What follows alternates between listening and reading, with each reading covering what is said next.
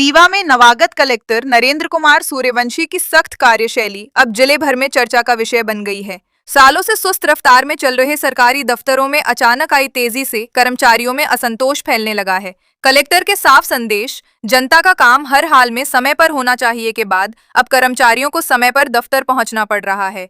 लंबित फाइलें निपटानी पड़ रही हैं और विभागीय कामकाज में लगातार मॉनिटरिंग की जा रही है। इसी बढ़ते दबाव के बीच जिले भर के कर्मचारी और अधिकारी एकजुट होकर संभागायुक्त कार्यालय पहुंच गए। कर्मचारियों ने कलेक्टर और जिला पंचायत सीईओ पर दुर्व्यवहार और अनावश्यक दबाव बनाने के आरोप लगाए। नारेबाजी करते हुए कर्मचारियों ने चेतावनी दी कि यदि माहौल नहीं बदला तो वे अनिश्चितकालीन हड़ताल पर जाएंगे।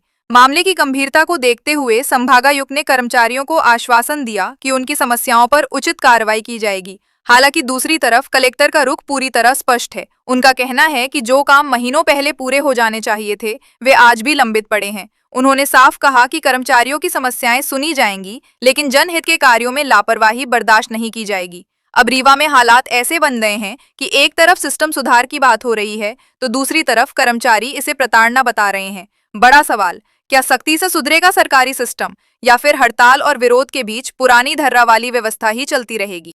अरे रुक लेते हैं ना, क्या करना है? अरे रुक लेते हैं।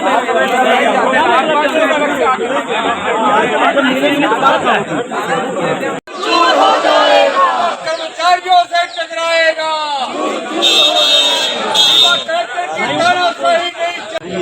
जिला प्रशासन के द्वारा ग्रामीण विकास के अधिकारियों कर्मचारियों के ऊपर मानसिक रूप से दबाव बनाया जा रहा है। अत्यधिक मानसिक प्रताड़नाओं से ग्रसित है। छुट्टियों के दिन भी कार्य करवाया जा रहा है। छुट्टियां शासन के द्वारा घोषित होती है। यदि शासन के उच्च अधिकारी उसका पालन नहीं कराएंगे तो कौन कराएगा? प्रत्येक व्यक्ति का आचरण, शासकीय कर्मचारियों का आचरण कंडक्ट रूल से कंडक्ट होता है। शासकीय बड़े उच्च अधिकारियों को अपनी हाई इंटीग्रिटी का परिचय देना चाहिए, है ना। उसके हाई इंटीग्रिटी के साथ उनकी पब्लिक ड्यूटीज है उनको एग्जीक्यूट करना चाहिए। यदि जिले के उच्च अधिकारी, संभाग के उच्च अधिकारी असभ्य और अनपार्लियामेंट्री शब्दों का प्रयोग करेंगे तो नीचे का अमला क्या सीखेगा? उनसे वो भी गाली गलौज करने से बातचीत करेगा। कई बार ऐसा होता है कि 5:30 बजे बुलाया गया, 6 सवा 6 बजे आप देवथर से जिला पंचायत आ जाइए, कलेक्ट्रेट आ जाइए। ऐसा क्या है कि आदमी 15 मिनट में आ जाएगा, आधे घंटे में आ जाएगा? और ऐसा कौन सा आर्टिकल 352 लग गया, 356 या 360 लग गया है, या फिर IPC 144 लग गई है कि इतनी अर्जेंसी आ गई कि सबको तुरंत बुलाया गया? ये बातें VC के माध्यम से भी हो सकती है। अगर बहुत अर्जेंसी, आप VC कराइए, समय पे कार्य करवाइए। हम लोग सभी सहमत है उसमें कार्य करने के लिए, हमने कभी मना नहीं किया है। और हम भी एक शासकीय सेवक है, हमारे भी फंडामेंटल राइट्स है। उसका सभी उच्च अधिकारियों से हम आशा करते हैं कि उनका सम्मान किया जाएगा।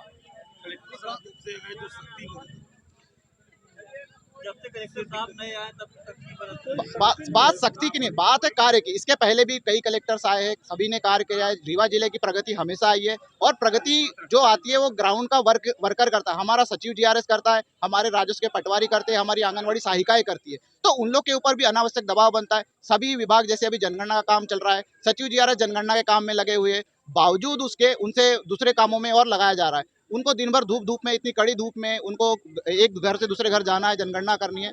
तो ये थोड़ा सा मतलब दिक्कत है। आप काम में क्या दिक्कत आ रही है आपको वर्किंग में? ये बताइए। बताती हूँ, काम में ये दिक्कत आ रही कि हमें हितग्राही मूलक योजना का टारगेट दे दिया गया है कि आपको पूरे जिले में 5000 खेत तालाब बनवाने हैं। खेत तालाब हितग्राही को बनवाना है। खेत तालाब में ये होता है कि खेत तालाब में जो हितग्राही है वो 3 मीटर गड्ढा खोदेगा। कोई खेत तालाब का हितग्राही अपना खेत नहीं खुदवाना चाहता तो हम उससे जबरदस्ती करके कैसे खुदवा सकते हैं?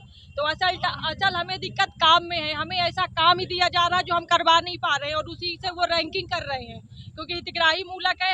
अगर सरकारी भूमि पे हो तो हम कितना भी खुदवा दे, लेकिन हितग्राही खड़ा हो जाता है डंडे लेकर कि मैं नहीं खुदवाऊंगा।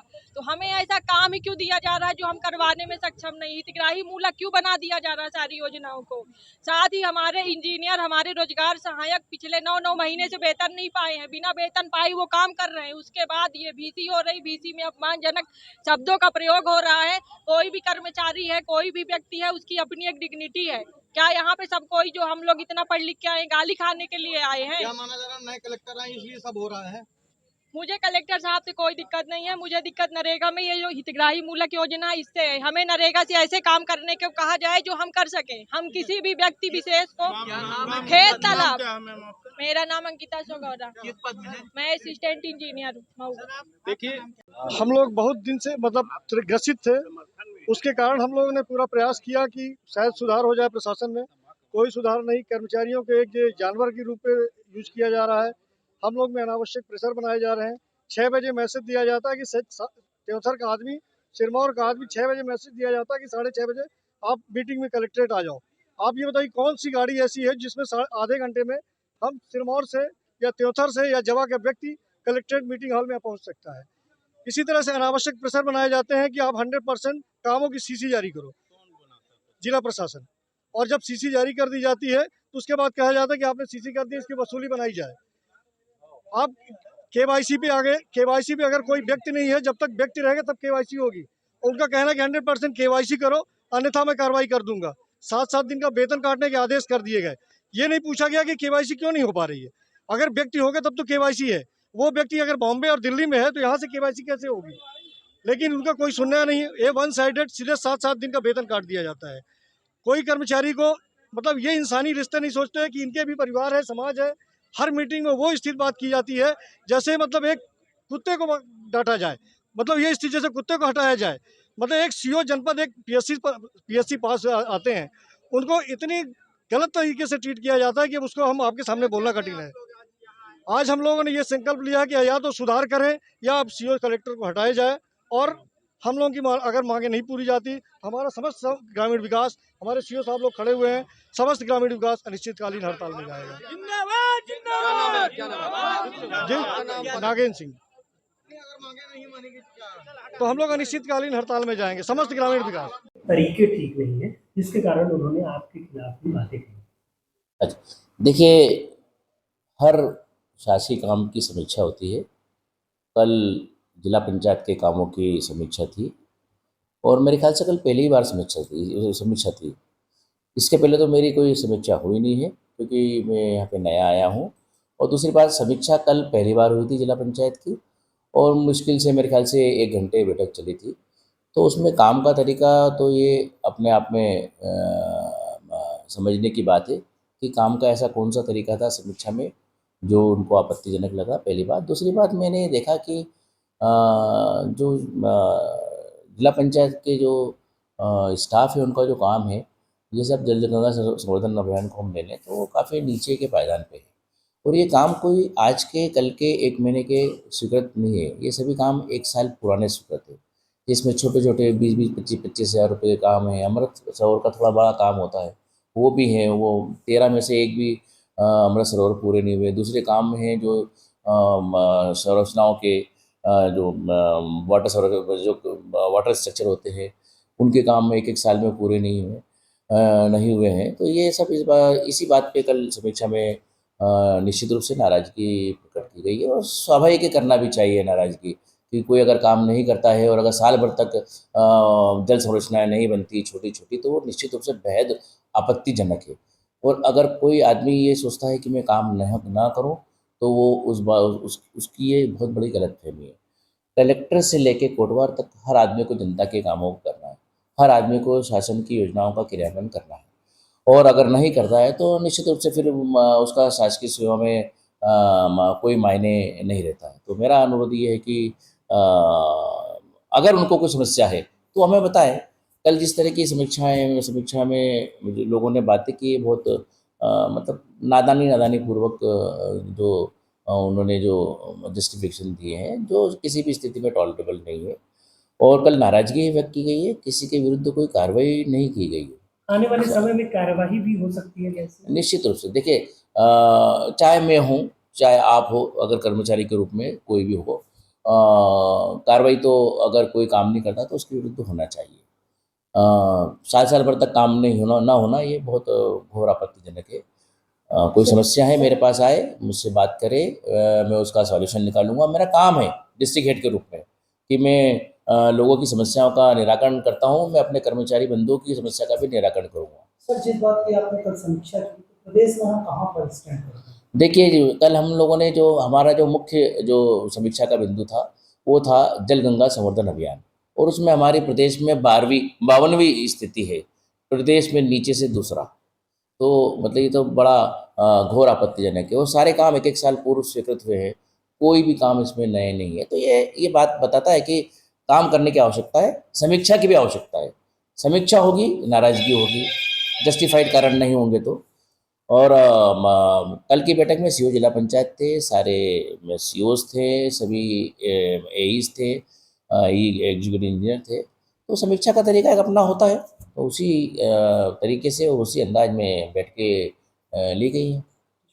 कलेक्ट्रेट के तमाम कर्मचारी आए थे, कुछ शिकायतों को लेकर आए थे। क्या शिकायतें थी और क्या इनको आश्वासन मिला?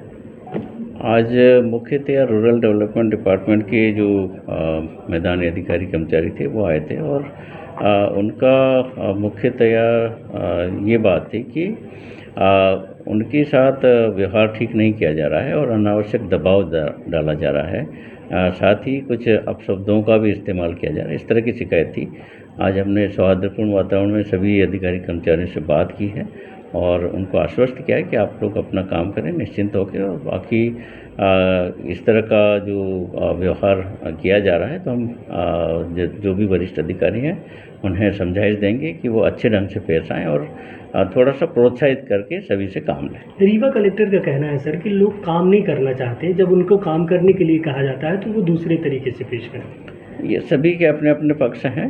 हमने भी यही कहा कि चूँकि रीवा जिला अगर हम प्रोग्रेस की दृष्टि से देखें तो वो काफ़ी बॉटम में आ रहा है, तो हमको सब मिल के कोशिश ये करना चाहिए कि हमारा ज़िला ऊपर टॉप 10 में स्थान हासिल करें। तो सभी लोगों ने ये आश्वस्त किया है कि वो सभी पूरे दमखम के साथ काम करेंगे और ज़िले की स्थिति और सुधार लाएंगे। सर, ऐसे कई कर्मचारी हैं जो 10-10 साल से एक ही कुर्सी पर जमे हुए हैं और जो है अभी उनका कहीं वो नहीं हो पा रहा है।